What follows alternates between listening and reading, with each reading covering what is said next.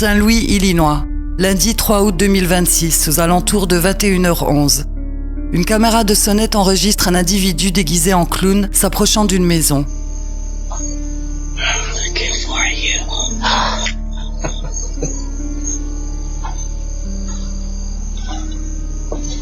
La scène ne dure que quelques secondes. À première vue, elle pourrait simplement ressembler à une mauvaise plaisanterie. Quelqu'un cherchant à effrayer les habitants du quartier avant de disparaître dans la nuit. Après tout, ce genre de scène n'est pas inédit. Par le passé, des individus déguisés en clowns ont déjà essayé de semer la panique. De quoi penser qu'il ne s'agit ici encore que d'un prank de mauvais goût. Mais moins d'une heure après son passage devant cette porte, la police intervient à quelques rues de là. Un corps sans vie vient d'être signalé sur la chaussée. La victime s'appelle John Wesley Allen Sr. Il a 78 ans. Ce vétéran de l'US Navy venait de descendre d'un bus et se rendait chez sa sœur lorsqu'il aurait été agressé avec une arme blanche, sans raison apparente. Les enquêteurs pensent que John ne connaissait pas son agresseur et qu'il aurait été choisi au hasard. Au moment des faits, le suspect portait un déguisement de clown. Et pour les enquêteurs, il ne s'agit pas d'un autre individu. Le clown filmé par cette sonnette connectée est le suspect recherché dans cette affaire. Au moment où ces images étaient enregistrées, plusieurs personnes avaient déjà signalé un individu suspect rôdant entre les bâtiments, s'approchant des maisons, observant l'intérieur par les fenêtres et semblant tenir un couteau de grande taille. Mais le plus troublant dans cette affaire, c'est que derrière ce déguisement ne se cache pas un adulte. Le suspect n'a que 15 ans. L'adolescent est rapidement retrouvé, interpellé puis placé en détention. Son identité n'est pas dévoilée en raison de son âge. Il est poursuivi pour meurtre au premier degré. Face à la gravité des accusations, le parquet a également demandé son transfert devant une juridiction pour adultes. À ce jour, aucun mobile n'a été rendu public. Cette caméra n'avait donc pas enregistré une simple mauvaise plaisanterie. Elle avait filmé un suspect moins d'une heure avant les faits qui lui sont reprochés. Houston, Texas, le jeudi 21 juillet 2022.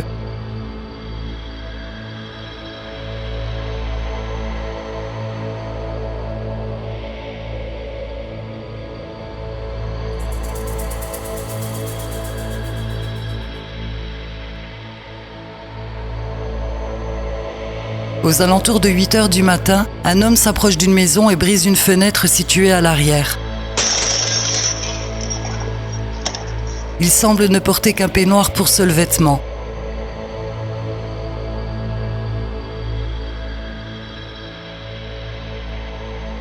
La propriétaire des lieux, America Barrera, est absente ce matin-là. C'est à distance, grâce aux images enregistrées par sa caméra de surveillance, qu'elle découvre qu'un inconnu vient de pénétrer chez elle. Mais l'homme ne se contente pas de fouiller rapidement la maison avant de repartir. Il dérobe plusieurs vêtements, ainsi qu'un fusil appartenant à America. Puis il s'installe devant la télévision, ouvre une bière et reste tranquillement dans le logement pendant un certain temps. Avant de partir, il abandonne un couteau sur le lit d'America. Même si elle n'a pas croisé l'intrus, la scène est déjà profondément inquiétante. Cet homme vient de pénétrer dans son intimité, de s'installer dans sa maison et surtout d'en repartir avec sa propre arme. America prévient immédiatement la police. Elle peut alors espérer que l'intrusion ne se reproduira pas, mais 2 jours plus tard, le samedi 23 juillet, l'homme revient. Cette fois, il porte une robe. Mais contrairement à la première intrusion, America se trouve à l'intérieur. L'intrus entre une nouvelle fois dans la maison. Malgré la fuite précipitée d'America et l'appel à la police, il a encore le temps d'emporter plusieurs vêtements, dont des sous-vêtements, avant de disparaître. Aucune interpellation n'a encore été annoncée. America ne se sent désormais plus en sécurité chez elle, sachant que l'intrus est désormais en possession de l'arme qu'il avait dérobée. Elle a quitté temporairement son logement pour être hébergée par des amis, dans l'attente d'une arrestation qui lui permettrait enfin de rentrer. La première intrusion avait montré qu'un inconnu pouvait entrer chez elle, la seconde qu'il pouvait revenir. Tampa, en Floride. En pleine nuit, un homme visiblement perdu vient sonner chez des inconnus pour demander son chemin. I'm not from here, I'm from North Carolina. Where are you trying to go? I'm trying to get to Rollett Park. You need to go out to the street and bust a right and go down and then bust a right at the stop sign. Take a right at Popeyes? No, look at this street. Turn around, look at this street, and then you're gonna bust a right. You're going to go to the street and bust a right. Lorsqu'ils ont besoin d'aide, certains n'hésitent pas à frapper à la première porte éclairée, même au beau milieu de la nuit. Mais pour la personne qui se trouve de l'autre côté, impossible de savoir immédiatement si la demande est sincère. Et parfois, cette décision devient encore plus difficile. Rochester, dans l'État de New York. Il est près de minuit lorsqu'un jeune garçon vient demander de l'aide. May I help you? Il paraît particulièrement inquiet. Can I talk to somebody? Yeah, call 911. Thank you. Bye. La propriétaire choisit de ne pas ouvrir sa porte et appelle directement les secours, une décision qui lui vaudra de nombreuses critiques. Certains estiment qu'elle aurait dû venir en aide au garçon immédiatement. D'autres considèrent qu'ouvrir sa maison à un inconnu au beau milieu de la nuit représente un risque inutile, qu'il peut s'agir d'un piège. Dans une telle situation, qu'auriez-vous fait à sa place ? L'homme suivant, lui, ne demande rien. Cette fois, la scène se déroule en plein jour. Un homme s'approche d'une maison et sonne à la porte.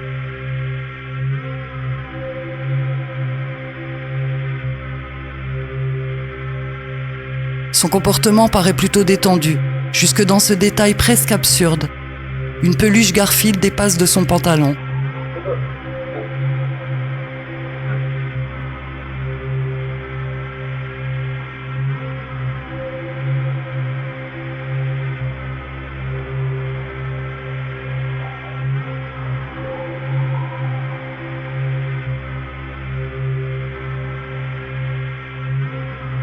Mais après avoir attendu quelques instants, l'homme abaisse la poignée et tente d'ouvrir la porte.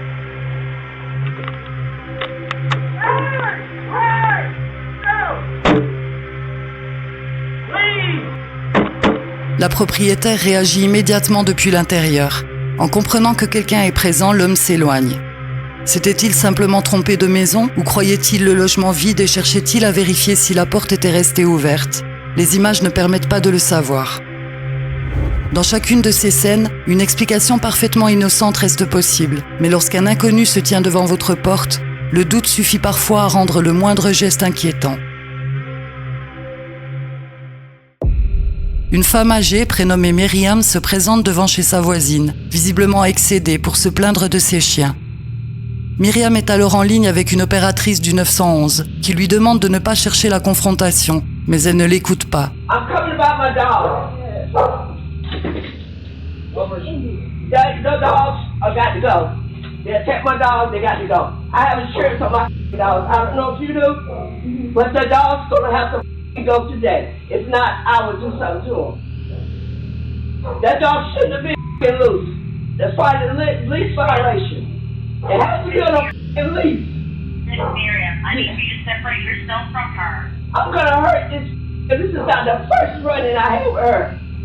This is your fault. Yeah, oh no, when you had the boy put out with the dog because you was messing with him. That's why he had to leave. Oh, shut up. I'm talking about my dog. I don't know that. I got $1,200 dogs. My dog cost $1,200 a piece. You got some motherfucking bullshit. If you cared anything about you got that dog, he would have been on the leash. Le ton monte. Myriam devient de plus en plus menaçante et finit par faire le geste de trop. I mean, your face. Hey, hey, don't you hit me. Do it. Hold me. What you hit me for? Miss Miriam. Get my phone, Fabian. I can't move. I need an ambulance. You can't move. Why you hit me? I need an ambulance. Le comportement des chiens pouvait justifier une inquiétude, pas l'escalade qui a suivi. Now. What you hit me for? Your dog bit my dog. I need an ambulance. You see this? Hey, Miss Miriam, stay on the line with me. I'm getting some help. My head is something wrong with my head. It must be bleeding. Le 12 juillet 2026, la police intervient dans un immeuble après le signalement d'un homme en crise qui pourrait être en possession d'un couteau. L'homme, prénommé Martin, s'est retranché dans son appartement. Face aux risques potentiels pour les habitants et les premiers agents arrivés sur place, des policiers armés appartenant à une équipe ARV sont appelés en renfort.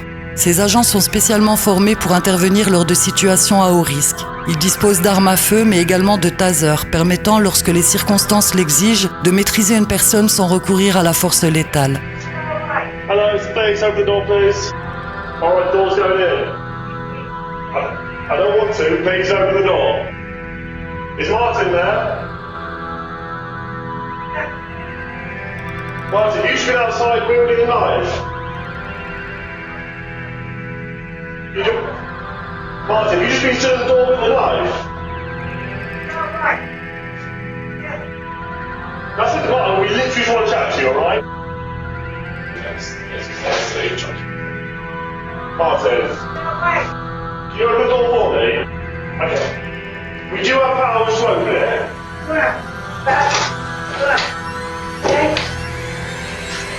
Martin, stay still, stay still.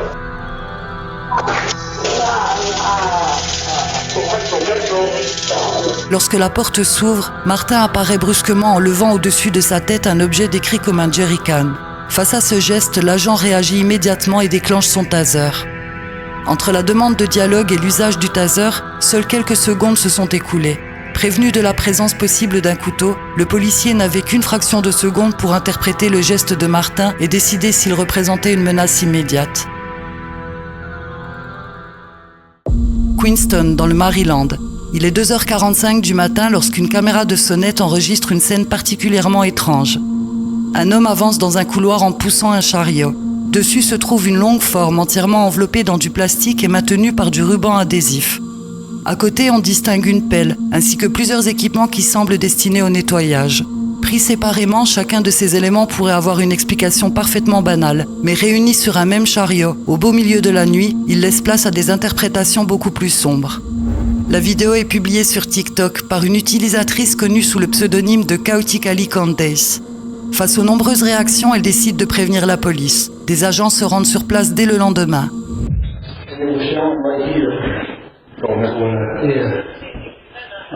So then I knocked over the door and they said everything was fine.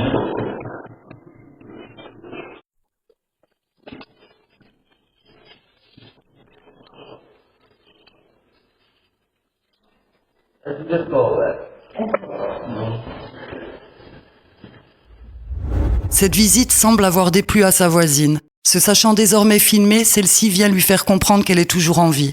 See, I'm here. I'm here. I'm not rolled up in a plastic bag. Yeah. That's cool. That's the same you don't have water. Au cours des jours suivants, elle revient à plusieurs reprises sonner à la porte de son appartement. Elle semble communiquer avec quelqu'un à l'aide d'une oreillette et son attitude devient progressivement plus hostile. She has been avoiding. I've been knocked on this door several times. It's the last apartment on the other side. Yep. With kids. Yes.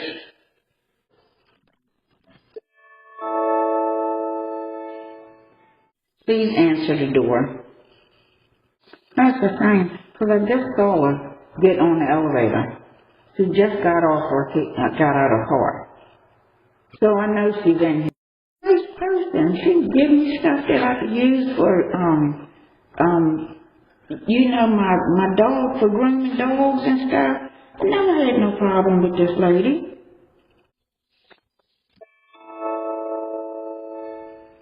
And we are eating dinner right now, so if you could please stop knocking on the door. I'm gonna have to call the police myself, and I'm gonna call my lawyer tomorrow. Because this is unnecessary. If you're not gonna answer the door, then I am gonna call my lawyer tomorrow, and I am gonna press charges against you. So, and I know your doorbell records everything. Answer me, but you will receive some papers in the mail. Ces réactions entretiennent le malaise, mais elles ne prouvent rien. Candace elle-même ignore ce qui se trouvait réellement sur le chariot, et les autorités n'ont publié aucune information à ce sujet. Il pouvait tout aussi bien s'agir d'un tapis, d'un rouleau de matériaux ou d'un autre objet encombrant. Lorsque les images sont ambiguës, notre imagination se charge souvent de compléter ce que la caméra ne permet pas de voir. Mais dans certaines affaires, les soupçons provoqués par ce type de scène se sont révélés fondés. Forest Hills, dans le Queens, le 16 avril 2022, vers 4h15 du matin. une caméra de surveillance filme un homme faisant rouler un imposant sac de hockey dans un quartier résidentiel. Quelques heures plus tard, ce même sac est retrouvé abandonné près de Forest Park. À l'intérieur se trouve un corps, celui d'Orsolia Gale, une mère de famille de 51 ans. L'homme enregistré par la caméra est David Bonola, âgé de 44 ans. Il connaissait Orsolia et s'était rendu chez elle au cours de la nuit. Une dispute aurait alors éclaté et David s'en est violemment pris à elle. Orsolia ne survivra pas à l'agression. Bonola la place dans le sac qui appartient à l'un de ses fils avant de l'emporter dans les rues du quartier. Il reconnaîtra les faits et sera condamné à 25 années de prison. Quelques années plus tôt, une autre affaire avait également été presque entièrement reconstituée grâce aux caméras. Auckland, en Nouvelle-Zélande. En décembre 2018, Grace Millan, une touriste britannique de 21 ans, devait fêter son 22e anniversaire. Elle perd la vie dans une chambre d'hôtel après avoir rencontré Jesse Shane Kempson. Les caméras ont suivi chacun des déplacements de cet homme. Elle le filme acheter une grande valise et des produits de nettoyage, puis louer une voiture.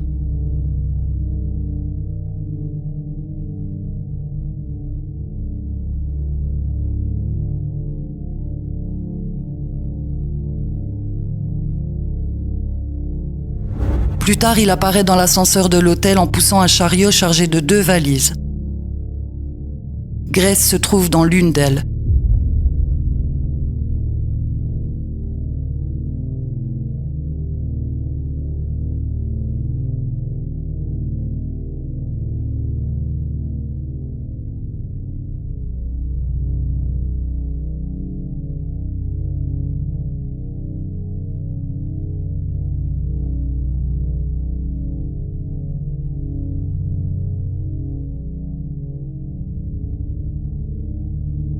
Ces enregistrements permettront de contredire son récit et de reconstituer précisément ses déplacements après les faits. Kempson sera finalement reconnu coupable et condamné à la réclusion à perpétuité, avec une période minimale de 17 ans. À Queenstown, aucune découverte comparable n'a été annoncée et rien ne permet d'affirmer que le chariot contenait autre chose qu'un simple tapis. Mais si cette vidéo provoque un tel malaise, c'est parce que dans d'autres affaires, une caméra avait enregistré exactement ce que tout le monde espérait ne pas être en train de regarder.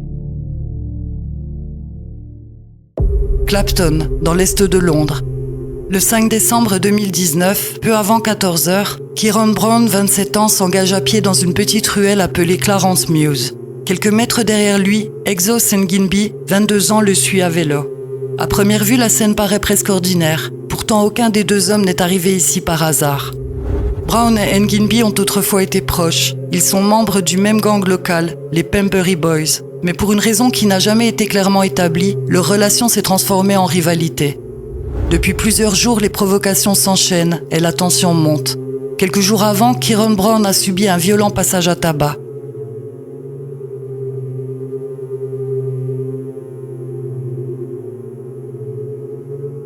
La veille encore, une nouvelle altercation a opposé les deux hommes.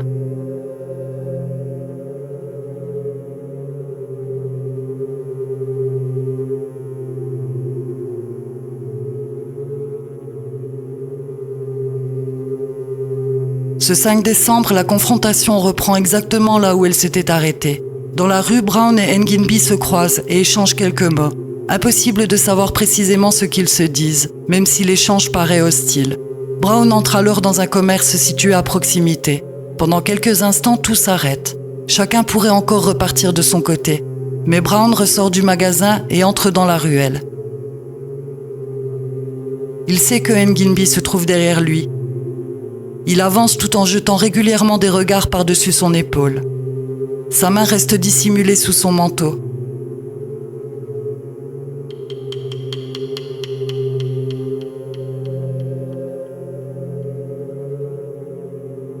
Puis, au milieu de Clarence Mews, Brown s'arrête brusquement.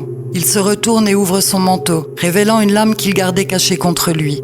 Nginby descend alors de son vélo. Dans sa main se trouve une arme bien plus imposante, une épée d'environ 46 cm. Les deux hommes s'affrontent.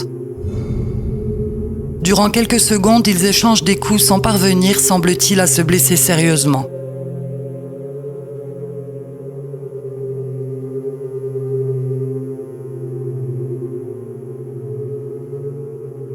Puis ils reculent et mettent de la distance entre eux. La confrontation paraît terminée. Brown s'éloigne, Ngimbi reste en retrait. Le pire semble avoir été évité. Mais quelques secondes plus tard, Ngimbi repart à la charge. Il se précipite vers Brown, mais chute au cours de l'affrontement. Brown se jette sur son rival et l'attaque à plusieurs reprises.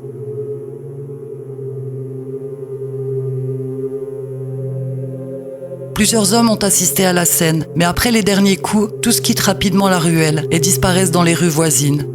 Aucun d'entre eux ne viendra témoigner. Dans cet environnement régi par ses propres règles, le silence s'impose.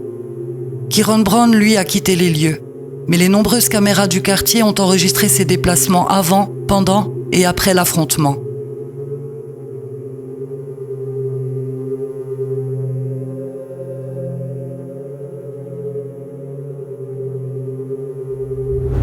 Il est rapidement identifié puis arrêté.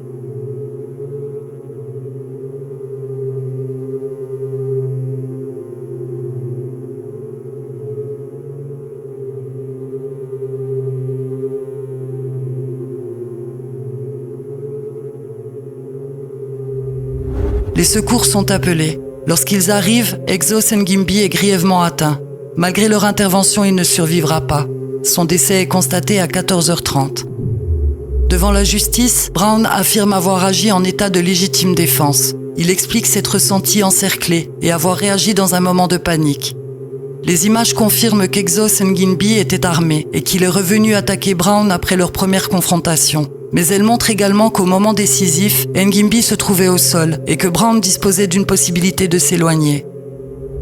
Le jury rejettera la légitime défense et écartera également l'accusation de meurtre. Kieron Brown est reconnu coupable de manslaughter, en français homicide involontaire, une qualification retenue lorsque la responsabilité de l'accusé est établie sans que l'intention de tuer ne puisse l'être. Le 25 novembre 2020, il reçoit une peine étendue de 18 ans, 15 années de prison suivies de 3 années sous surveillance après sa libération. Merci d'avoir regardé cette vidéo. Quelle séquence vous a le plus marqué ? Si vous aimez ce format, d'autres épisodes sont disponibles. Pensez à vous abonner et à laisser un commentaire. Le réel est plus cruel. Et je suis là pour vous le raconter.